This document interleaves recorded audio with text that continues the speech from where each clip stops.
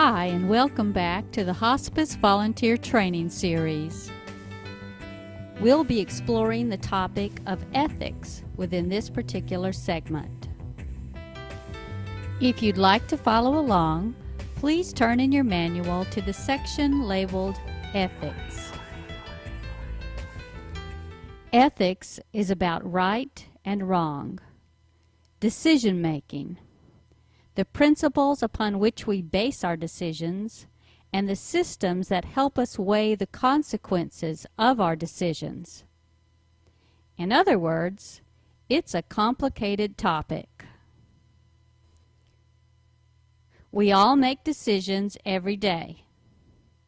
Every time we ponder a choice and make a decision, we arrive at that decision based upon a number of different factors. Generally, we don't think about how we make a simple decision, we just do it. When we drive through the mall looking for a parking spot, we usually don't ponder whether to take spot A or spot B, we just select one. We don't really stop and think about the consequences of our actions or whether it's right or wrong, we just park.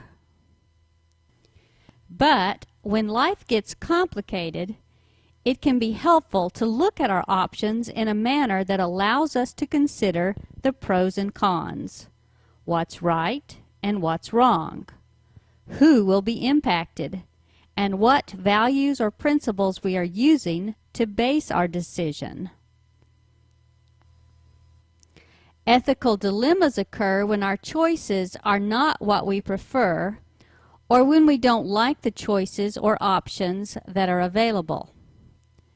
An ethical dilemma puts us at a standstill and we don't know which way to turn. Which decision is best? There are no easy answers. We're not sure what's right and what's wrong. In the midst of a dilemma, there are no black and white answers, just lots of shades of gray. Let's take a look now at some of the influencing factors that might come into play when we are dealing with a complex decision-making process or an ethical dilemma. Our decisions are based upon who we are. Who we are is based upon the influences of our culture, our family, our values, our beliefs, our experiences, and our behaviors. Each of us looks at life through our own experiences or our own unique set of colored filters. Photographers use colored filters to alter the image they are photographing. By placing a red filter in front of the lens, all of the other colors are blocked. A mediocre sunset becomes a vibrant red rendition through the use of a red filter. A piece of saran wrap or a diffusion filter in front of the lens causes the image to be out of focus. By increasing the fuzziness or diffusion, the image will become softer and softer. But it's not just the level of diffusion that affects the image, it's also the aperture of the lens as well as the shutter speed. The level of filtration, shutter speed, and aperture will work in combination to determine how the image will be recorded on the film. If one element of this working relationship changes, the outcome of the final photograph will be different. So it's not just one factor that affects the final image. There are a number of influencers which in combination affect the future photograph. It's the same with us. We all see and experience life through our own filters, our culture, our experiences, and our attitudes, to name a few. Those filters affect the basis of our decision-making process. In addition, our age, our income, our level of education, and numerous other factors also affect the filters through which we approach complex decisions and ethical dilemmas.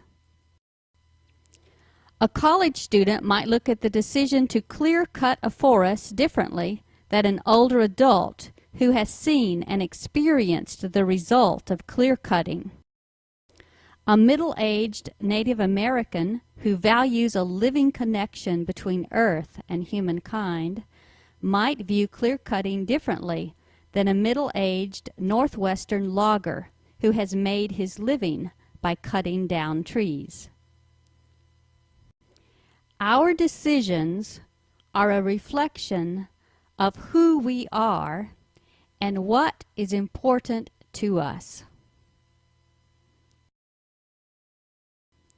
Now, let's consider some of the ethical principles that come into play when dealing with complex decision-making processes.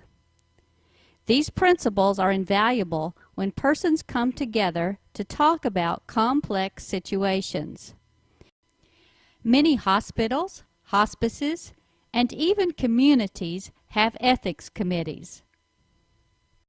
When persons come into conflict with others in a decision-making process, the ethics committee can bring a different perspective into view and consider the many options and consequences of the situation.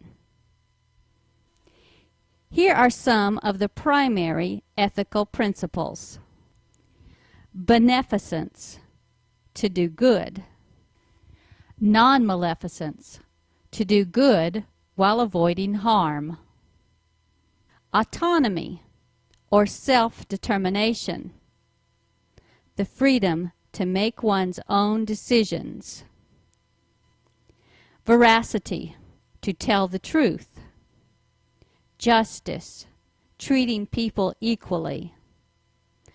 Confidentiality, keeping information private that was shared in confidence. Let's look more closely now at the principle of confidentiality. If something was shared in confidence, should that information be shared if there is a risk of the person hurting themselves or hurting others? If the confidential information is not shared, will anyone be at risk for harm? If someone tells you in confidence that they have a gun and they are going to take their life, what are you to do? In this type of instance, there is a moral obligation to protect the individual from harming him or herself. Immediately let a hospice staff person know what the patient told you. There will be times when we are torn with what to do. But there are ways to limit or avoid the number of ethical dilemmas that occur. Hospice strives to avoid ethical dilemmas whenever possible and does this in a number of ways. First, we honor and respect patient autonomy, meaning we encourage patients to make their own decisions regarding their care. Unless they are incapacitated mentally or under age, the patient's requests and decisions are honored. Truth-telling is key to hospice care. We strive to be open and honest about the patient's condition, the care, the medications, and everything related to the patient and his or her family. Because we view the patient and family as the unit of care, we seek to be honest about any situations, circumstances, or needs that we believe are pertinent to the patient's quality of life. Confidentiality cannot be stressed enough.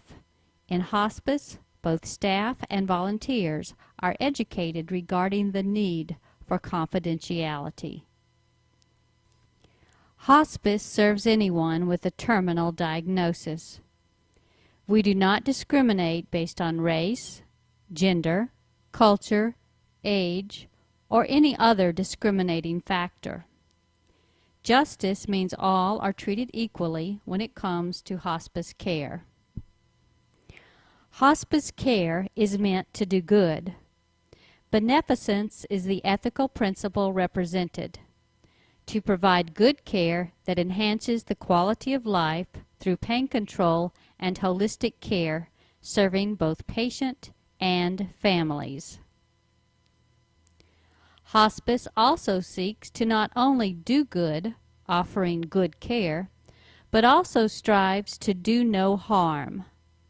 This is achieved partially by considering the patient and family to be the unit of care.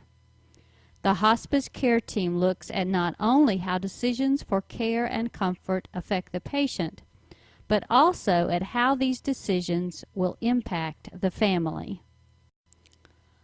Many hospices have an ethics committee as part of their organization. This committee is available to work with patients, families, and staff who are experiencing conflict in the decision-making process. These persons can sit down with the committee and look at the conflicting situation through many eyes and many angles, helping them make the best decision for all concerned. Any reputable organization operates within its own set of principles and values. Hospice is no exception, and due to its commitment of providing holistic care, it is vital that any hospice adhere to the ethical principles we've discussed. To summarize, these principles might include, but not be limited to: treat all persons with respect, staff, patients, families, and volunteers. Honor patient autonomy. Create a culture that is free of discrimination.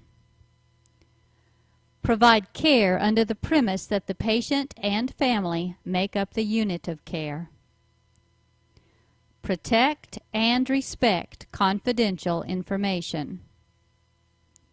Be honest and forthright in all communications. These principles are guiding lights when approaching complex situations.